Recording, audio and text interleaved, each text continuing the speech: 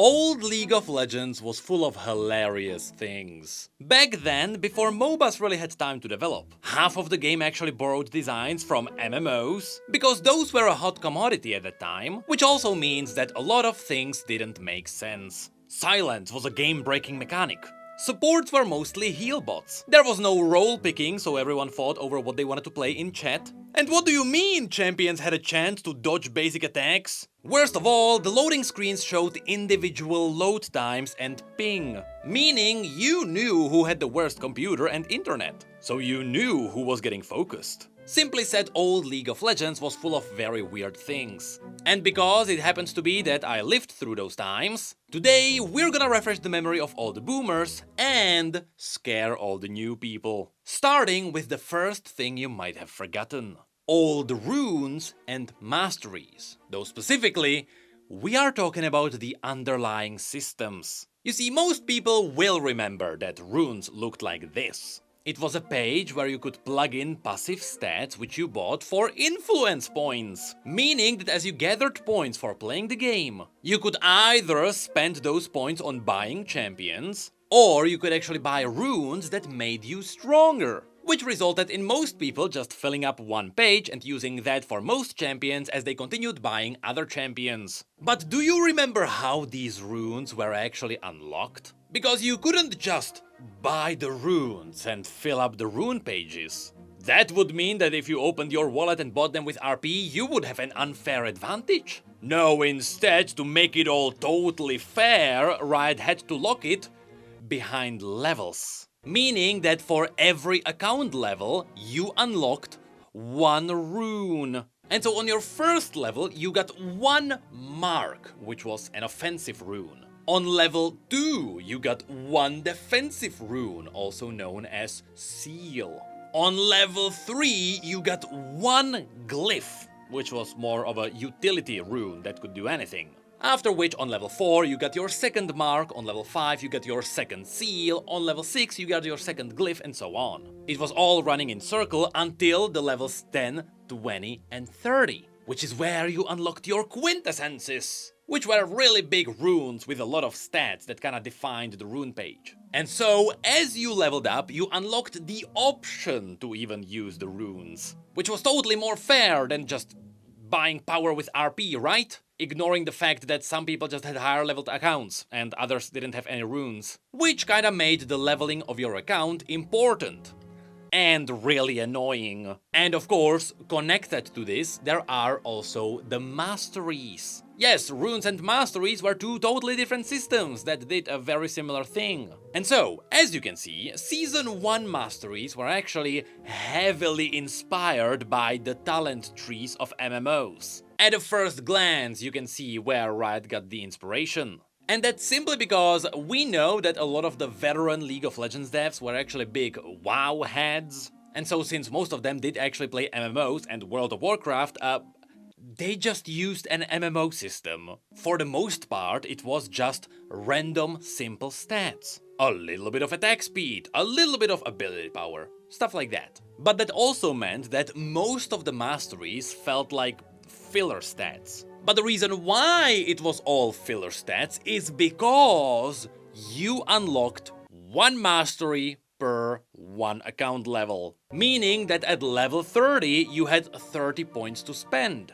Which is why most of these are kinda not that strong. It's because altogether it would be ridiculous if they were. And the reason why I am even mentioning this is because, according to the data mines, it seems like it is confirmed that League Classic will mimic the old leveling system too. Meaning that everyone will start with level 0 and you will have to grind to level up your account and use the runes and the masteries. It was even confirmed that the influence points are coming back too. So all of you get to experience the glory of grinding old runes. But fortunately, back then Riot quickly realized that an MMO system is not exactly ideal for a MOBA. And so, while the one mastery per account level stayed, Season 2 heavily reworked what the masteries did. And so now there were masteries that enhanced the summoner spells. There were some that increased your starting gold.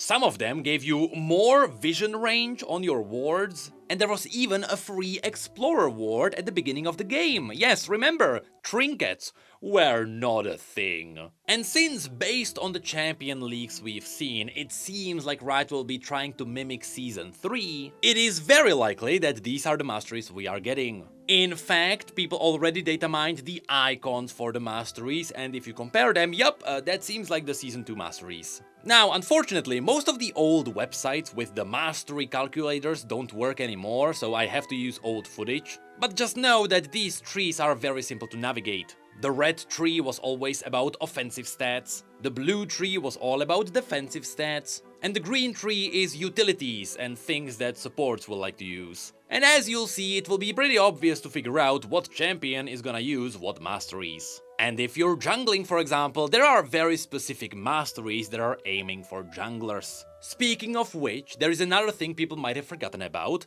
which is also related to junglers, and that is leashing. So, leashing is a pretty big mechanic that existed all the way to very recent times. However, modern leashing is very different from what we used to do. In the modern times, leashing was just your laners using a bunch of abilities on the first camp of your jungler before going back to lane. In League Classic, however, that might be a whole minigame. You see, in old League, the camp aggro had a totally different system. Whoever hit a jungler monster first became the target of that monster, and the monster would keep focusing them until it got out of range of their own camp. At which point it wouldn't reset, it would first look towards the second target that was in range, and then the third, and so on. And only when nobody was in range would it reset.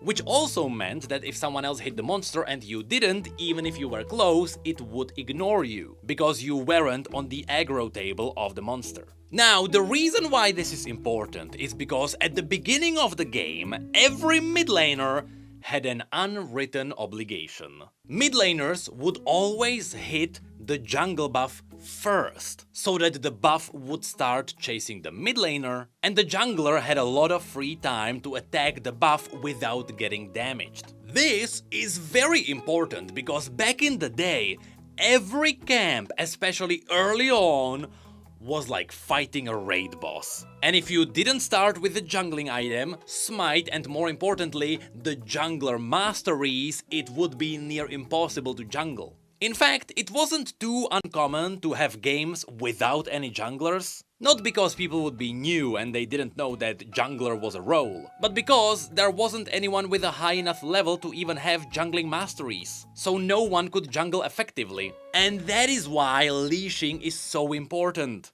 And because I lived through this godforsaken age, I can give you a tip worth diamonds. You see, because a camp always calculates the closest path to you. As a mid laner, what you can do is that you can go up and down right next to the camp, which will make the monster change its path either up or down. If you do this on a loop, the monster will stay in place and it will never attack anyone. Meaning that the jungler can kill the first buff without taking any damage. Which is a massive help that will set them up for either a really good gank or a faster clear. But depending on how much damage the jungler actually has, the mid laner might lose like 1 or 2 minions. Which, truth be told, most mid laners will not want to do. But if you are around like gold or platinum elo, consider it. But also, because the role of a jungler is essentially raiding on your own, mid laners should get used to the fact that the junglers will keep their own buffs. There is no buff sharing and the junglers will need them, especially if they are mana hungry. Lastly, there is one more thing that is also related to junglers. You see, from the data mines,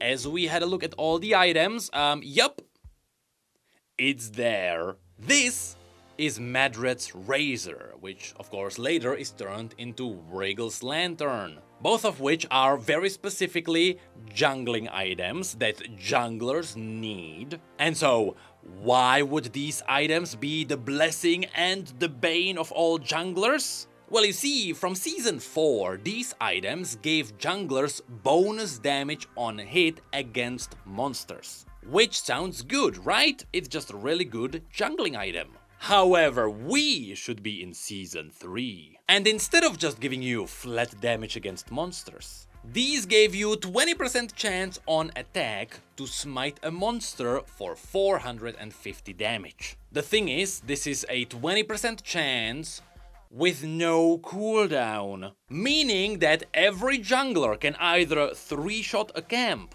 or if they are unlucky, nothing ever happens for them. And because of this heavy RNG, of course, later this item gets reworked. But for now, we can just wonder, how much of a masochist do you think the riders are? Will they give us the actual normal item that should work? Or will they give us the RNG nightmare, which truly screams classic experience? You all know the version that I wanna see. And speaking of weird items, let's move on to the next topic. Builds. So, the items of League of Legends Classic are a menace. Sometimes you get hyper-optimized builds that work just way too well. Meaning that if you are playing an AD bruiser, the chances are you are gonna be buying the same items every single game. But sometimes there are also items that are very specific for very specific roles and no one else will ever buy them. And sometimes you have items that are straight up broken on very specific champions while being useless on others. Meaning that there is pretty much no build variety in Old League. Everyone has a specific build path that is hyper-optimized and nothing else ever works. So be ready to be buying the same items, and you will like it. Don't believe me? Let's have a look at specific examples. First of all, some people might have forgotten that gold per 5 items are a thing. Now sure, some people will remember Heart of Gold. But there is also the pendant that also gives you gold per 5. There is also Avarice, which gives you crit and gold. And let's not forget the Lucky Pig that gives you AP and gold. The thing is, if you have a look at the old data mined items, you might notice that all the gold generating items are here together, but the Heart of Gold is up there, as if it was separated by the item's ID. Well, honestly, that could be because the infamous Heart of Gold was actually removed in Season 3. But from what we know, League Classic should be around Season 3. So it is possible that Riot is putting Heart of Gold back into the game just for the nostalgic feeling, even if it wasn't really there. Which of course then brings up the question, why are these items even here? Well, simply said, the main reason why the gold per 5 items exist is because supports don't have a way to make gold. You don't last hit anything, and so you just sit and wait for your gold. So the only way for them to get gold is to just sit back and passively enjoy gold generating items. But of course the issue is that these gold generating items cost gold themselves, and so is it even worth buying them? Well, even back in the day people did the calculations. And so taking the buying cost into account, assuming that later you either build an item out of these or you sell the items, Heart of Gold will start generating profits after about 5 minutes and 35 seconds. Avarice, which gives you about 10% crit rate and 4 gold, will be cost effective after about 12 minutes. Now let's keep in mind that there is also the passive ability of getting 2 gold per kill, which also counts minions, and so every minion will take this down by 5 seconds. But as a support specifically, you don't really care about that. Then there is the Lucky Pick, which gives you 25 ability power and 4 gold per 10, meaning that it will give you profits after about 9 minutes. With the king of all gold making items not being the Heart of Gold, no, that would be the Philosopher's Stone, which after combining the 2 regenerating items will give you profits immediately.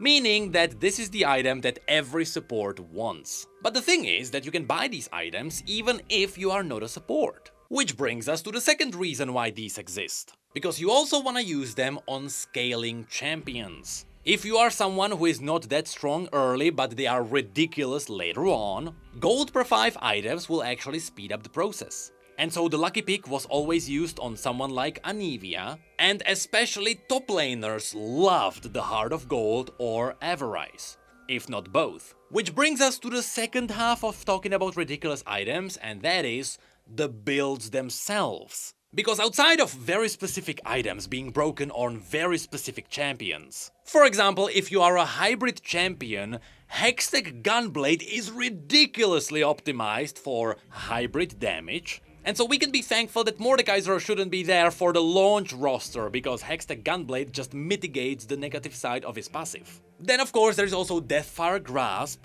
which is an item that actively damages the enemy and it multiplies their magic damage taken, meaning that if there is a champion with a big AP burst, someone like Veigar, Katarina or yes, AP Scion, all of whom are on the roster, if they use this item on you, you are dead. And there is little to no counterplay. But then of course there is the infamous blue build, which is a hyper-optimized build for anyone who is using a lot of on-hits with their abilities. Now thankfully old Yorick is not here, but blue build Ezreal will still be a menace. But lastly, there is also one more build that became the most ridiculously broken build in the entire history of League of Legends. And again, looking at the data mined items, be ready for the Metagolem. The Metagolem is an infamous build that made all AD top laners ridiculous. And it works like this. It starts with you getting the Heart of Gold or Avarice, of course, depending on whether you want to be defensive or offensive, but in either case you will want Avarice regardless, after which you rush items with a ridiculous synergy.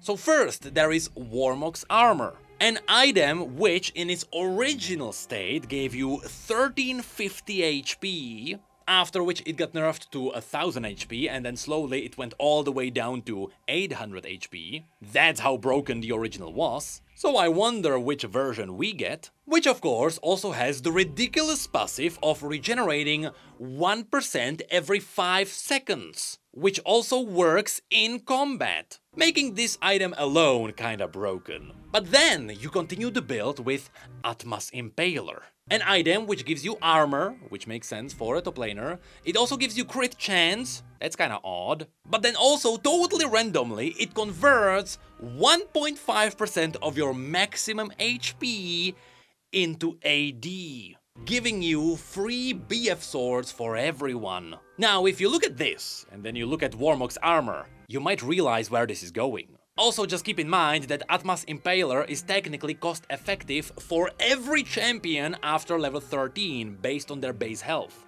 And so this item quickly gets out of hand with the other items. Also remember, Atma's Impaler builds out of Avarice, so the gold is already built in. And that is really why these two items specifically combined made every top laner ridiculous. But of course, Heart of Gold, another gold generating item, also gives you health, and health also gives you AD, after which everyone also bought Trinity Force, because Trinity Force gives you AD and attack speed and chunky damage on the passive hit, but also health, which gives you more AD.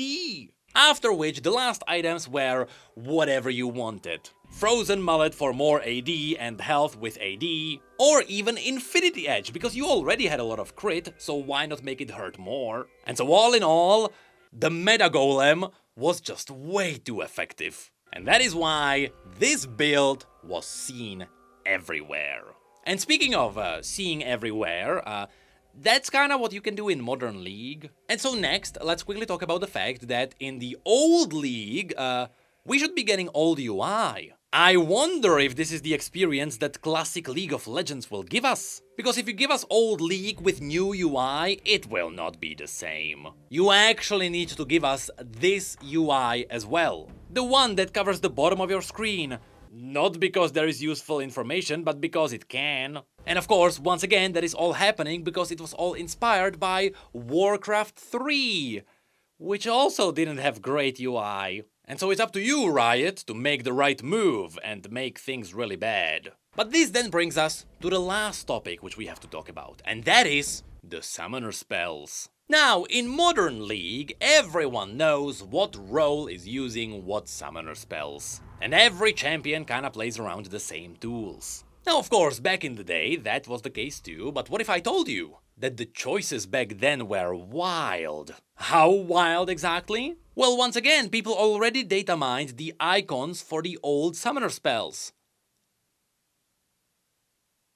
Is that Revive? So yes, outside of the summoner spells you'll know, like Barrier giving you a shield, or Ignite dealing damage, or Clarity giving you mana, there is Cleanse for CC removal, there is also Exhaust, Flash, Ghost, Heal, Smite and Teleport, all of which are spells we know, but on the other side you have spells such as Claivorence. When was the last time you heard CV? And back in the day, this was the summoner spell that every support needed to have. And that is because this summoner spell revealed an area on the map at a global range. Meaning that anytime anyone needed a vision, they would tell their support, I need CV. After which the support would obey like the pet they were back then. And yes, CV was essentially a global blue trinket without spawning the ward. Now next, there is also Garrison, a very special summoner spell that actually gave your turrets